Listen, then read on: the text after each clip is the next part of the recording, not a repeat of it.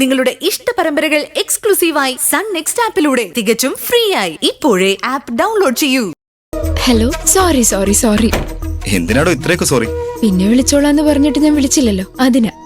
അതിനെന്തോ തിരക്കില്ലാന്ന് കരുതി. ഒരുപാട് ഉത്തരവാദിത്തങ്ങളുള്ളതല്ലേ? അങ്ങനെയൊന്നുമില്ല. ഞാൻ ഫോൺ എടുത്ത് നമ്പർ ഡയൽ ചെയ്യാൻ തുടങ്ങിയതാ, അപ്പോഴാ അച്ഛൻ വന്നത്. പിന്നെ ഞങ്ങൾ ഓരോന്ന് സംസാരിച്ച് അങ്ങനെ ഇരുന്നു.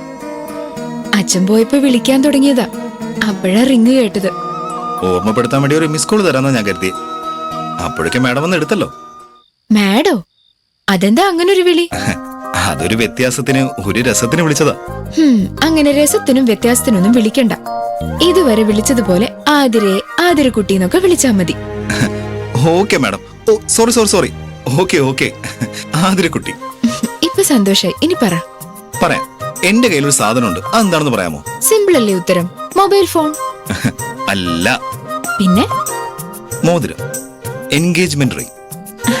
അത് കൊള്ളാവോ? ഇഷ്ടായോ? ആതിരക്കുട്ടിയുടെ സെലക്ഷൻ ഉഗ്രൻ. മോതിരം സെലക്ട് ചെയ്ത പോലെ ആണല്ലോ എന്നെ സെലക്ട് ചെയ്തേ. അത് ശരി, അങ്ങനെയാണല്ലേ. ഈ മോതിരം കയ്യിലിരിക്കുമ്പോ ആതിരയുടെ മനസ്സ് എന്റെ ഉള്ളതുപോലെ തോന്നുന്നു.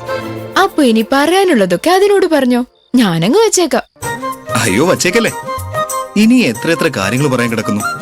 നമുക്ക് സംസാരിച്ചുകൊണ്ടേയിരിക്കാം, രാവിലെ വരെ, നേരം വെളുക്കും വരെ.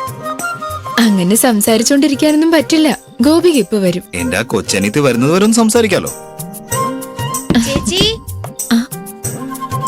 ദേ, ആ കൊച്ചനിയത്തി വന്നു. അപ്പൊ ഗുഡ് നൈറ്റ്. എന്നാ ശരി, ഗുഡ് നൈറ്റ്.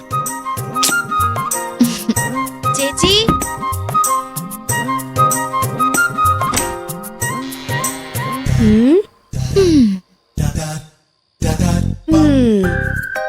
ആതിര മാഡം, നിങ്ങളുടെ പേരിൽ ഒരുപാട് കംപ്ലൈന്റ് വരുന്നുണ്ടല്ലോ. കംപ്ലൈന്റോ? എന്ത് കംപ്ലൈന്റ്? രാത്രി അസമയത്തൊക്കെ വാതിലടച്ച്